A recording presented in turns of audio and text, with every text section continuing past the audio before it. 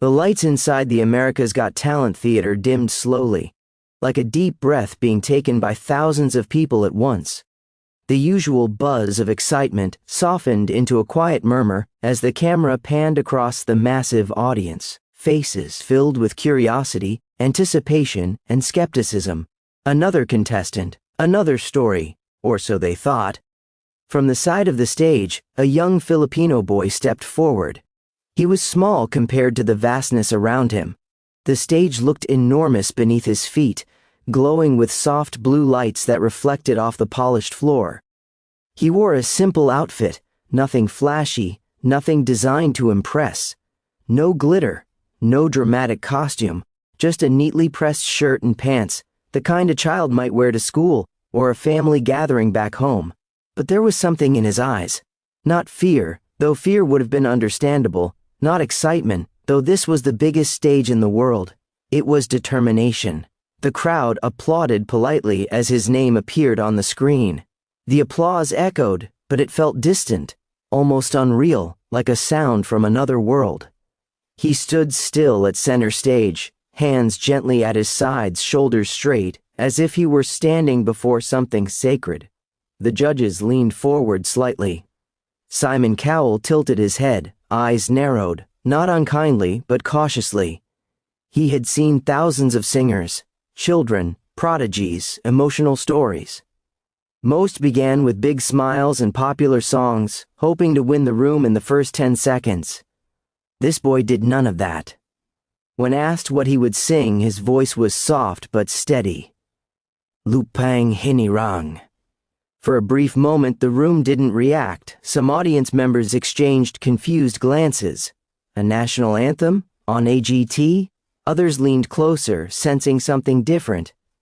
Filipino audience members felt their hearts skip, a mix of pride and nervousness. This wasn't just a song, this was history, identity, a nation's soul. The orchestra went silent. No background music, no dramatic build-up, just silence. The boy closed his eyes. In that stillness, the camera zoomed in close. You could see his chest rise slowly as he took a breath. Not rushed, not shaky. It was the kind of breath someone takes before speaking from the heart. Then, the first note, pure, clear, unforced. It didn't burst into the room, it floated. The sound traveled gently, like a prayer carried on the wind, settling over the audience one seed at a time. The tone wasn't loud, but it was powerful in a way that volume could never achieve. It carried honesty, respect, reverence. The chatter stopped instantly. Phones lowered, eyes widened, breaths were held. As he sang the opening lines of Lupang Hinirang, his voice carried a depth far beyond his years.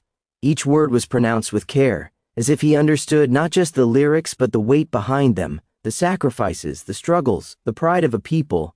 The massive AGT theater, usually filled with cheers and noise, had become silent.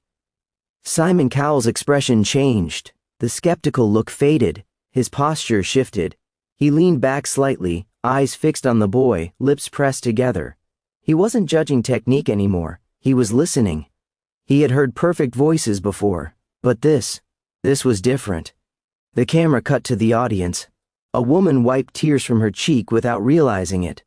A man nodded slowly, moved though he may not have understood the language. Filipino families in the crowd held hands tightly, some whispering the lyrics under their breath, hearts pounding with pride. Back on stage, the boy remained still. No dramatic gestures, no hand movements, no performance tricks. Just a child, standing tall, singing for something bigger than himself. As his voice rose slightly with the melody, it didn't strain, it didn't crack. Instead, it opened, like a door revealing a lifetime of emotion behind it. You could hear the echoes of his homeland in every note. Early mornings, humble homes, sacrifices made quietly, dreams carried across oceans. The judge's table was frozen. One judge blinked rapidly, clearly caught off guard. Another pressed a hand to their chest. Even the toughest critics in the room felt it, that unexplainable tightening in the throat, that sudden heaviness in the chest that signals something real is happening. This wasn't about winning a competition anymore. This was about honor. The boy reached the end of the first verse, his voice unwavering. As the final note of that opening section hung in the air, something remarkable happened. No one clapped. Not because they weren't impressed, but because no one wanted to break the moment. The silence returned, but it was different now. It wasn't empty. It was full, filled with emotion, respect, and awe. Simon Cowell swallowed hard. His eyes glistened just slightly under the stage lights. For the first time that night, he didn't look like a judge evaluating a contestant. He looked like a human being, moved, humbled, and deeply affected. And this was only the beginning. The boy did not rush. After the final note of the opening verse faded into silence, he stood perfectly still, his hands relaxed at his sides, his chin slightly lifted. The echo of his voice lingered in the massive theater, as if the walls themselves were reluctant to let it go. No applause came, only a quiet collective pause, the kind that happens when thousands of people realize they are witnessing something rare. Then he continued. As he entered the next lines of Lupang Hinirang, his voice grew warmer, fuller. Not louder but stronger. It carried confidence now, the kind that doesn't come from training alone, but from belief. Each note flowed with calm precision, like he was singing not for a competition, but for a memory etched deep in his heart. The camera cut to the judge's table. Simon Cowell sat unusually still. His hands, often clasped or tapping in impatience during auditions, were motionless. His eyes followed the boy closely, blinking less than usual. The familiar sharp edge in his expression had softened, replaced by a quiet focus. He wasn't analyzing pitch or range anymore. He was absorbing the moment. To Simon, this wasn't just a song. It was courage. The boy was standing on one of the biggest stages in the world, singing in a language many in the room didn't understand, choosing a song that carried the weight of an entire nation.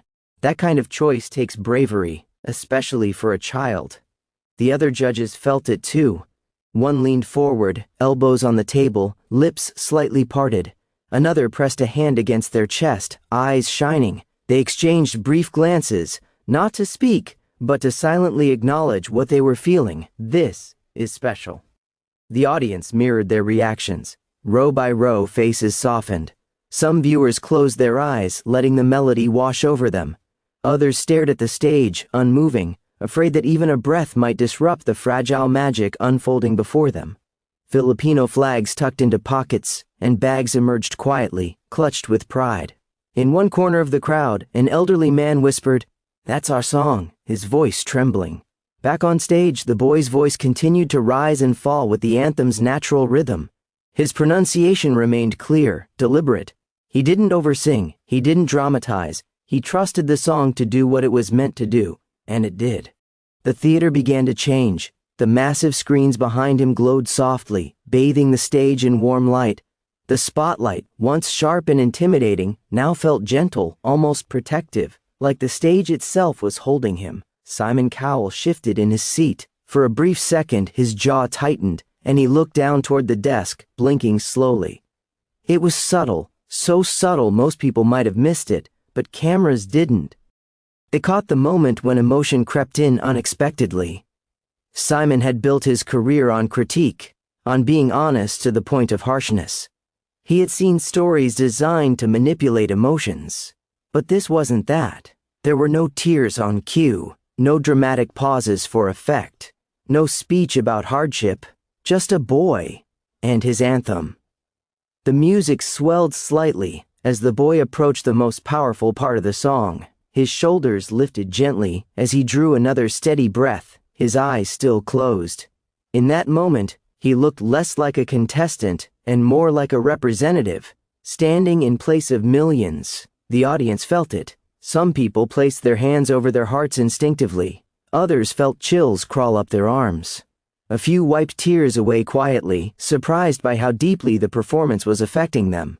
The camera cut to Simon again. His eyes were glossy now. He didn't look embarrassed. He didn't hide it. He simply stared at the stage, lips pressed together, nodding almost imperceptibly, as if acknowledging something profound. This was not about talent alone. This was about respect.